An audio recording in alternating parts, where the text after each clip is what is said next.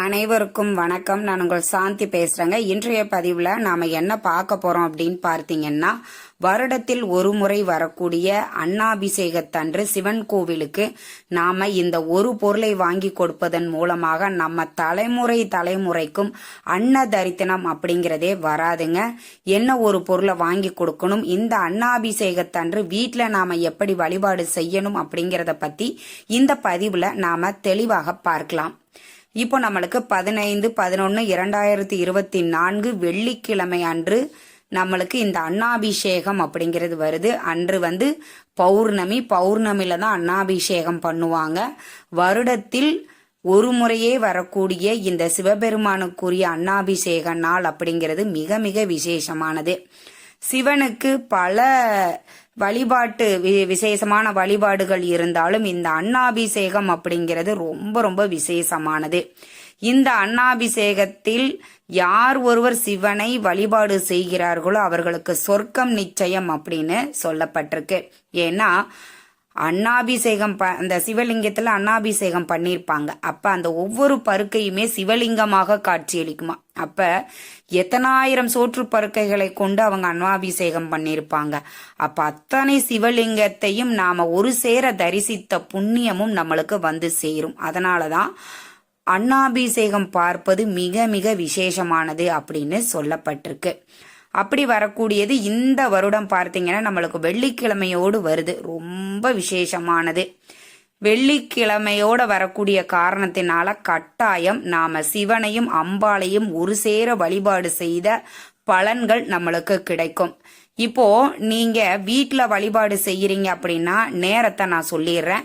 வெள்ளிக்கிழமை அப்படிங்கறதுனால எல்லாருக்குமே அதிகபட்சம் வேலை நாட்களாக இருக்கும். அதனால காலையில 6 மணிலிருந்து 7 மணிக்குள்ள செய்து கொள்ளலாம். இல்லைன்னா 12 மணியிலிருந்து, அதாவது 12:30 1:30 வரைக்கும் நீங்க செஞ்சுக்கலாம். உச்சி நேரமெல்லாம் நாங்க செய்யறதுக்கு வாய்ப்பு இல்லமா, மாலை நேரத்துல நாங்க செய்து கொள்ளலாமா அப்படின்னு கேட்பீங்க. தாராளமாக மாலை 6 மணிக்கு மேல நீங்க வீட்டுல வழிபாடு செய்யலாம். வீட்டுல நாம எப்படி வழிபாடு செய்யணும்? சிவலிங்கம் வச்சிருக்கிறீங்க, அதாவது அபிஷேகம் செய்யக்கூடிய சிவலிங்கம் வச்சிருக்கீங்க அப்படின்னா கண்டிப்பா இந்த 3 பொருட்களால நீங்க அபிஷேகம் செய்யணும். என்னென்ன பொருட்கள் அப்படின்னு பார்த்தீங்கன்னா, திருநீர், 2வது சந்தனம், 3வது பால். இந்த 3ஐயும் கொண்டு நீங்க சிவலிங்கத்திற்கு அபிஷேகம் செய்துவிட்டு அதற்கப்புறம் பார்த்தீங்க அப்படின்னா பச்சரிசி இருக்குது பாத்தீங்களா, அதை சாதமா செஞ்சு அதை ஆற வச்சுக்கோங்க. அப்படியே அதை சிவலிங்கம் ஃபுல்லா க்ளோஸ் ஆகிற மாதிரி வச்சுட்டு பூக்கள், சந்தனம், குங்குமம், காய்கறிகள், பதார்த்தங்கள், முறுக்கு, அதிரசம், சீடை, லட்டு, ஜிலேபி இந்த மாதிரி எது வேணாலும் நீங்க வச்சுக்கலாம்.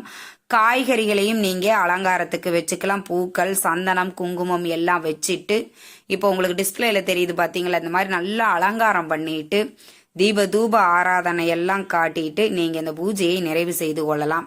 இன்று நாம என்ன பாராயணம் பண்ணலாம் அப்படின்னு பாத்தீங்கன்னா, சிவபுராணம் பாராயணம் பண்ணலாம்.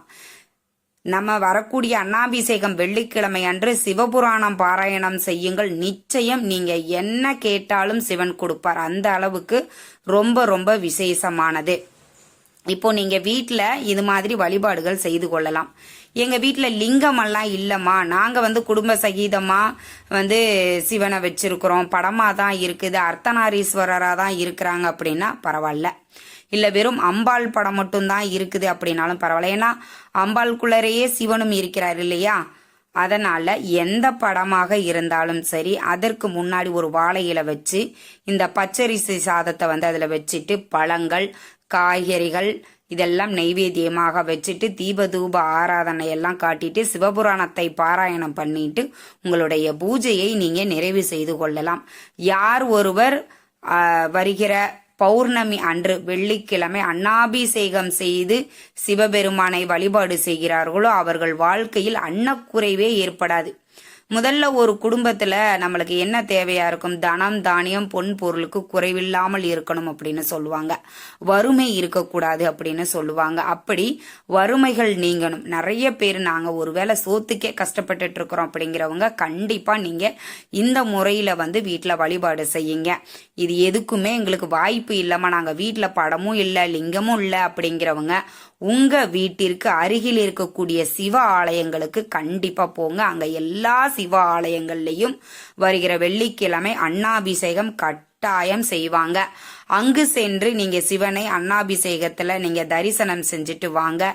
ரொம்ப ரொம்ப அற்புதமான பலன்கள் கிடைக்கும். அப்படி நாம சிவனை தரிசித்து விட்டு வரும் பொழுது அன்றைய நாள் ஒரு 1/2 கிலோவாவது இப்ப நான் சொல்லக்கூடிய இந்த பொருளை சிவன் ஆலயங்களுக்கு நீங்க வாங்கி கொடுங்க.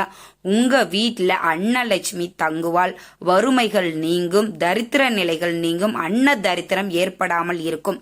என்ன பொருளை நம்ம வாங்கி கொடுக்கணும் அப்படின்னா பச்சரிசி.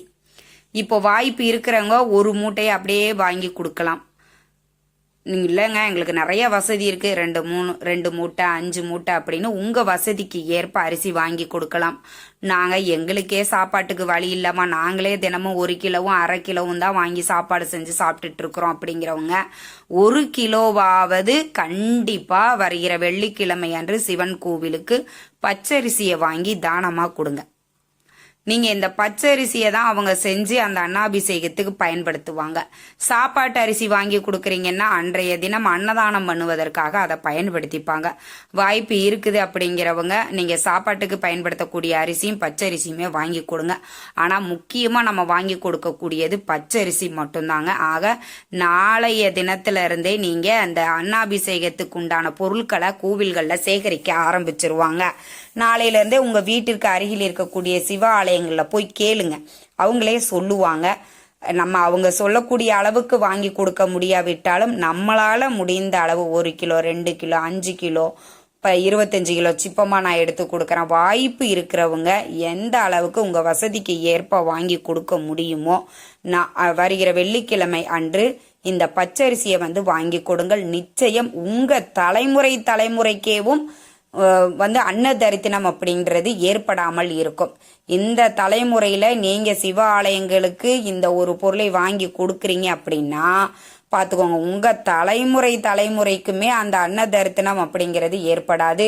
வறுமை நீங்கும், தரித்திர நிலைகள் நீங்கும், குடும்பத்துல சந்தோஷம், மகிழ்ச்சி, முன்னேற்றம் ஏற்படும். அதனால வருகிற வெள்ளிக்கிழமை அன்று அன்னாபிஷேகத்தன்று கட்டாயம் சிவன் கோவிலுக்கு இந்த பச்சரிசியை வாங்கி கொடுக்க மறக்காதீங்க. வீட்டுல நீங்க வழிபாடு செய்யறதா இருந்தாலும் இப்ப நான் சொல்லியிருக்கக்கூடிய முறையில நீங்க தாராளமாக வழிபாடுகள் செய்யலாம். மிக மிக எளிமையானது, ஆனா ரொம்ப அற்புதமானது. நாம அன்றைய நாள்ல பௌர்ணமி, வெள்ளிக்கிழமை, அன்னாபிஷேகம் அப்படின்னு ஏகப்பட்ட விசேஷங்களை ஒரே நாள்ல நம்மளுக்கு வருது.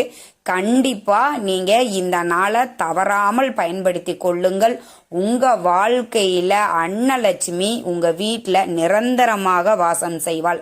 அதே மாதிரி அபிஷேகத்திற்கும் திருநீரு, அதே மாதிரி சந்தனம், பால், இது மாதிரி பொருட்களை நீங்க வாங்கி கொடுங்க. அதுவும் ரொம்ப விசேஷமானது. இந்த தகவல் உங்களுக்கு ரொம்பவுமே பயனுள்ளதாக இருந்திருக்கும்னு நினைக்கிறேன். வீடியோ பிடிச்சிருந்தா லைக் பண்ணுங்க, ஷேர் பண்ணுங்க, கமெண்ட் பண்ணுங்க. நன்றி, வணக்கம்.